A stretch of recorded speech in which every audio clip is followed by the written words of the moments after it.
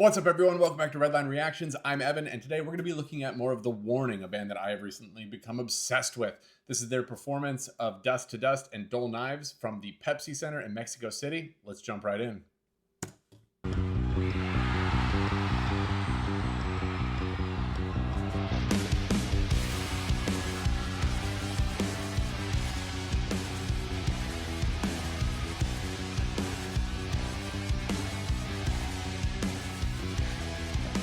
I love all the faces Dany makes.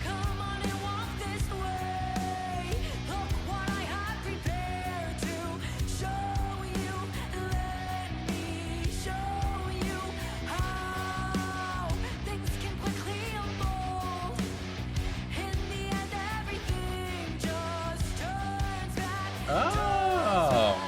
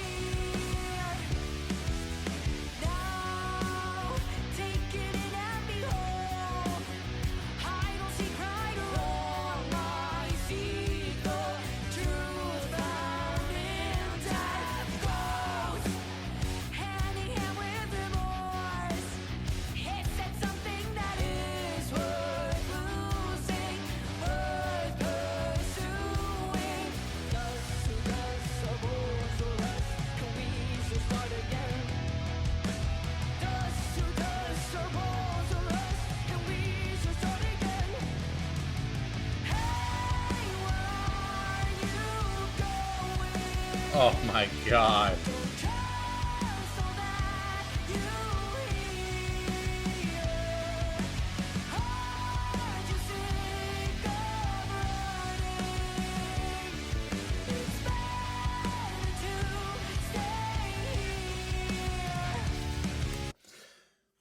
Okay.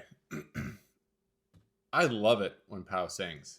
And I think it's lost among all this is just how difficult that is, because with drumming you have to be constantly braced, right? You're constantly braced. You have all four limbs doing a different thing.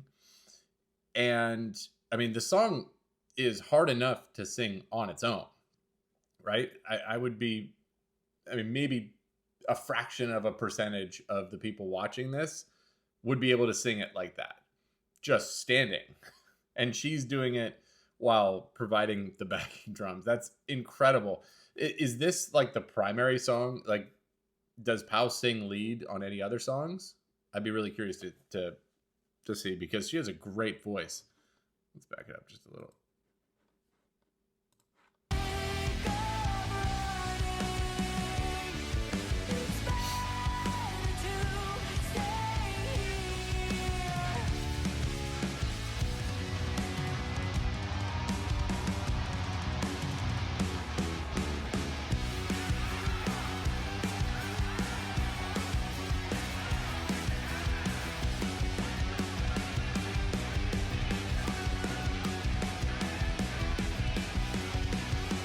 Dust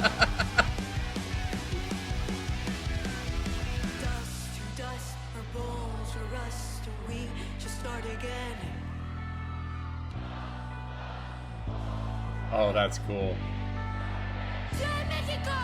Dust to dust, our bones are rust, and we just start again. Dust to dust, our bones are rust, and we just start again. Hey, where are you going? Don't trust all that you hear, and there's no use in running. It's better to stay here.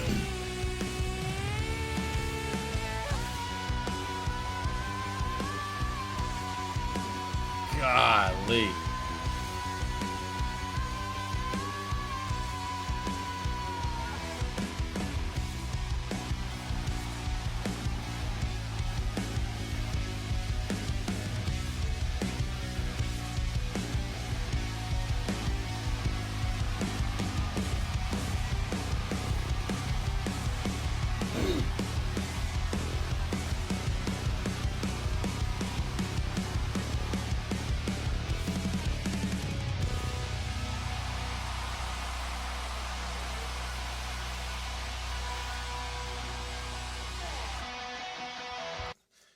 Oh, that was.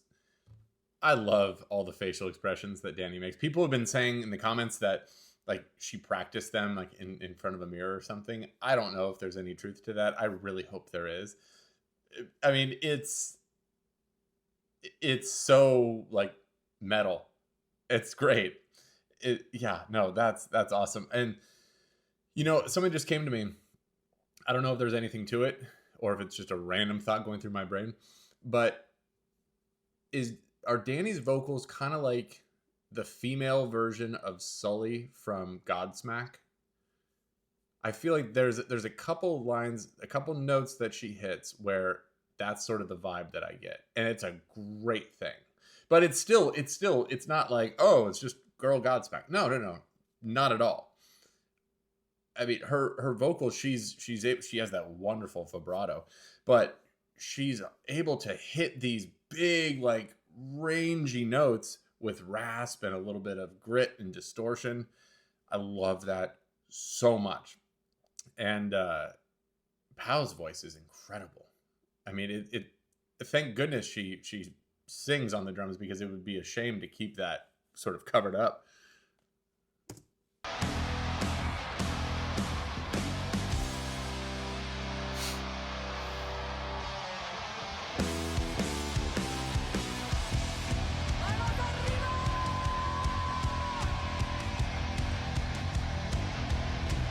The runs that's in my veins, I can't control it. Tell me why. This voice that's in my head is getting stronger. Tell me how. There's a little punk to her voice there. My bones is taking over. Tell me why. My body's feeling great. I'm freaking out. Feeling for nothing at all. And I found out your knives can't bear. Drug on my skull and let it don't know what I'm feeling anymore. Needles piercing through my brain, slowly inflicting the pain. I'm plugging nose of blood, keeping the thought.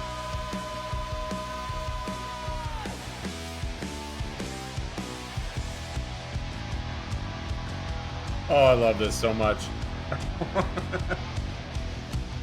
truth seems deeper, slipping through my fingers. Tell me why it's ripping up my skin. Can't take a back now. Tell me how am I supposed to understand? Don't help me. Tell me why I hate to live like this. Can't save me now. Feeling for nothing at all. I found out Oh. your knives can't bear. Drug on my skull and let it don't know what I'm feeling anymore. Needles piercing through my brain, slowly increasing the pain. I'm plugging roses blood, keeping the thought.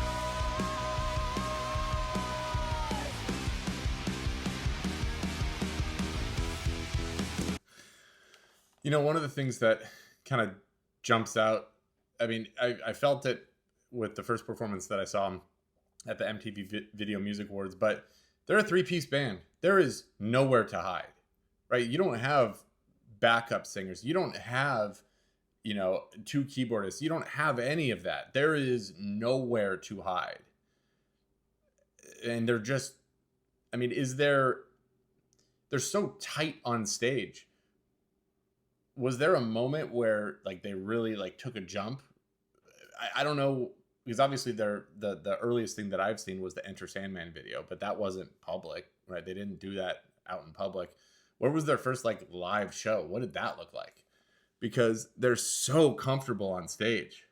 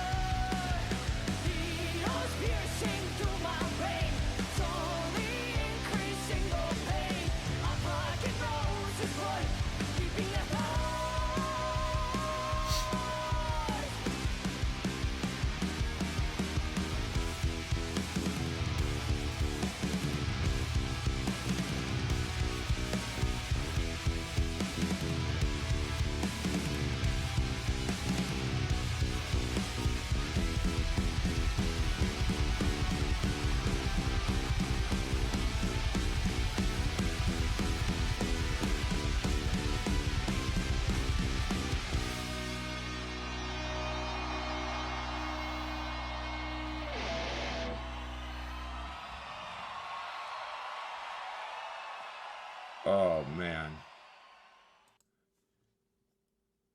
that's outrageous. Can you imagine? I know they're not from Mexico City, they're from Monterrey, but that had to have felt like a hometown crowd, right? I know they're very, very sensitive, very, like, I'm not saying that's their hometown, but boy, that would have been amazing. And I just checked. I was like, oh my gosh, because I don't go to, I haven't gone to that many concerts in my life. I like to do things with other people, and haven't really had anyone to go with. Um, but I think I've been to 3 concerts in my life. I've been to Rammstein at the Tacoma Dome. I've been to, no, 4.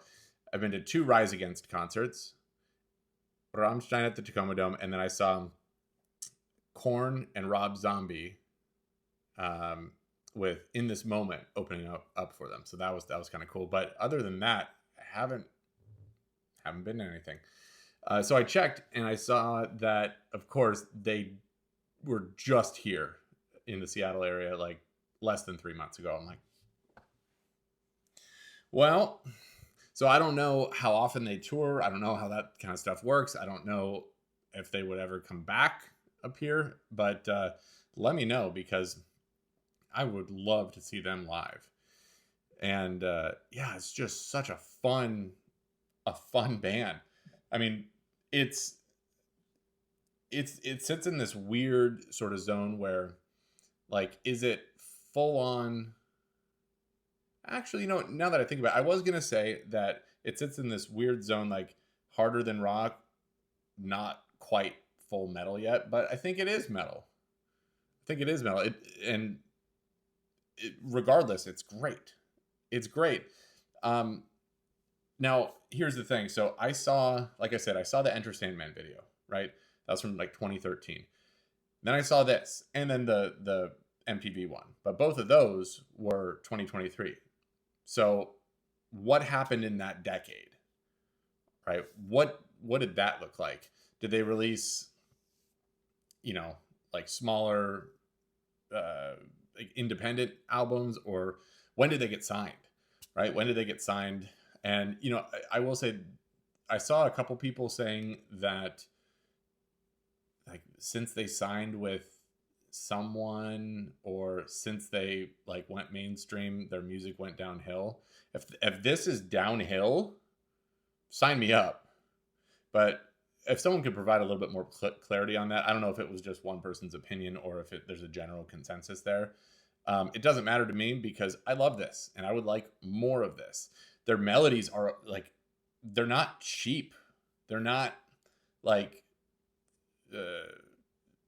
bottom of the barrel. For instance, let me clarify. I think we can all agree that, say, like in the late 90s with like the boy band era and the Spice Girls and everything like that, all of that music was super catchy, right? But there wasn't much depth to it, right? They had people write their beats and tunes and stuff like that, but it sounded good, and that's fine, it worked. But with something as hard as this, you can't go generic. You can't sample from this and that and the other thing. And I think that makes it a lot more special. It makes it feel a lot more, well, original, because it is. So I love this so much. This was my third Warning song or third song by The Warning that I've done, and I cannot wait until I do a fourth. So please let me know what to do. I've been having this problem. I've been called out a little bit by people where I do like a lot of studio recordings instead of live. I'm going to start listening to you a little bit more on that. So, but please clarify, if you want a song done, let me know if you want the live version or the studio version. Okay. Other than that, yeah, if you enjoyed the video, thank you so much for watching. Please consider subscribing. We're past 6,000 subscribers in like 8 days, which is out of this world. I'm so appreciative. Thank you so much. Let's keep this train going. And yeah, let me know what we're doing next.